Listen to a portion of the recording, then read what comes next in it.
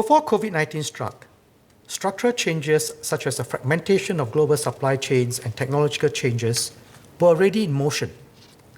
COVID-19 has triggered both a deep cyclical shock and accelerating structural changes in the global economy.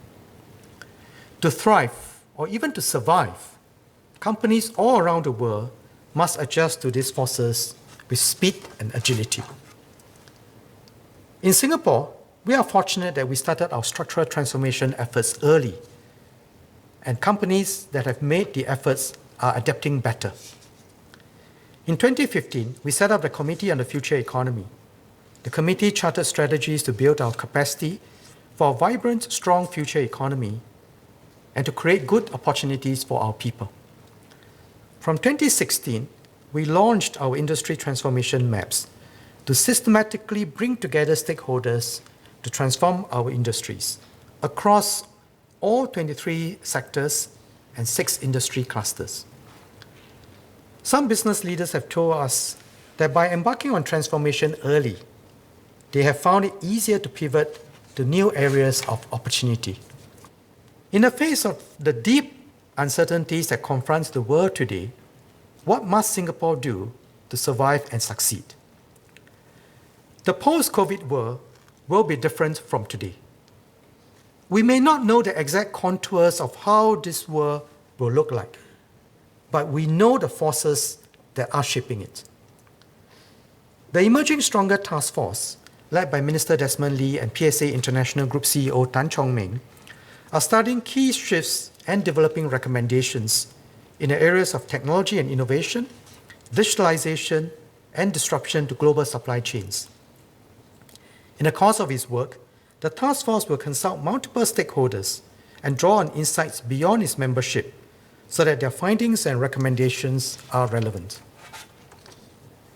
Many MPs spoke about the need to respond quickly to structural shifts, and I thank MPs including Mr. Ang Wei Deng, Ms. Shara Chan, and Mr. Douglas Foo for their insights.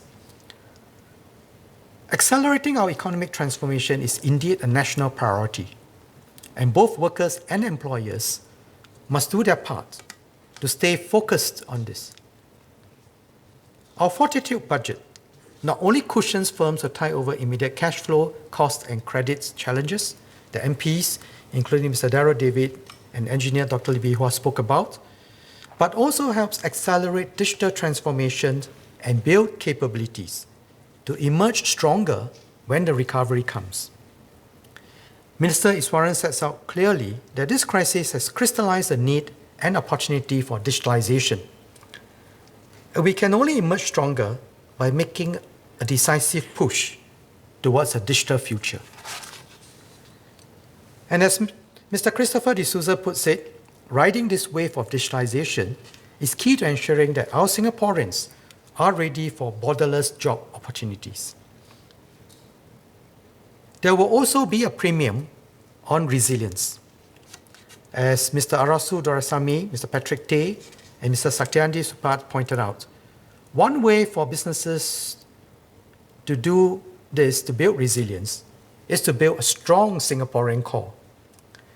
This will not only create opportunities for our local workers, but also help our businesses continue to operate sustainably, even as other economies grow and develop, or even if there are disruptions to external labor supply.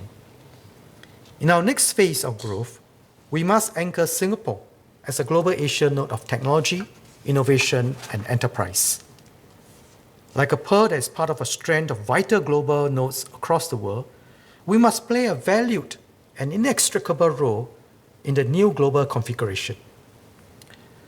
We'll do so by forging new partnerships and bringing new value to the world through innovation and deep capabilities, including technological capabilities.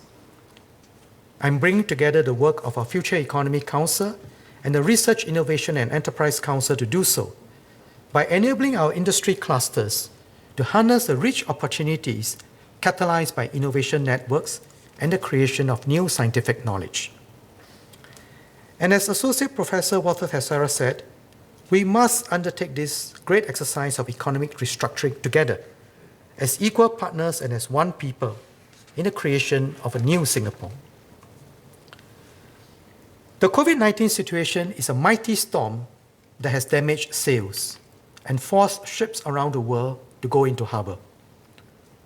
While waiting for the storm to subside, we must make the best use of this downtime to build new strengths and capabilities. Let us take this rare chance to repair, upgrade our ship, and install new instruments, reorientate our mental compass, and strengthen our sailors so that when the fair wind comes, we will sail out faster and further than ever before. This is what our 4 budgets enable us to do. Let us make the best use of this.